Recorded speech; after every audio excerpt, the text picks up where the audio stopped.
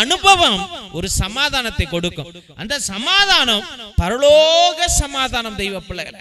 அப்ப அந்த சமாதானம் எத்தனை பிரச்சனைகள் வந்தாலும் உன் மனச, உன்னுடைய அமைதிய, உன்னுடைய சமாதானத்தை கெடுக்காது. இது சும்மா இன்னைக்கு வேண்ட வீட்டுக்கு போனோடனே புருஷன்ட்ட சண்டை போடுற, இப்ப வேண்ட சாயந்தரம் புள்ள வந்தோடனே திட்டுற, அது இருக்க கூடாது. இறை அனுபவத்தை நீ உணர வேண்டும். உன்னுடைய உடலை மறந்து போ, உன்னுடைய ஆவியை மறந்து போ, உன்னுடைய மனதை மறந்து போ, உன் ஞானத்தை மறந்து போ, ஃப்ரீயா ஆவு. எல்லாத்தையும் விட்டுட்டு ஆண்டவர்கிட்ட அர்ப்பணி. ஆண்டவரே, நான் உன்னை அனுபவிக்க வேண்டும் ஐயா, என் ஆத்மாவை உன்னிடம் பிரகாசமாய் கொடுக்கிறேன் ஆண்டவரே. இதோ புறாவின் வடிவில அது பறந்து வருகிறது, ஆண்டவரே ஏற்றுக்கொள்ளும், என் மீது மனமிறங்கும் என்று ஜெபிக்கையில தெய்வ பிள்ளைகளை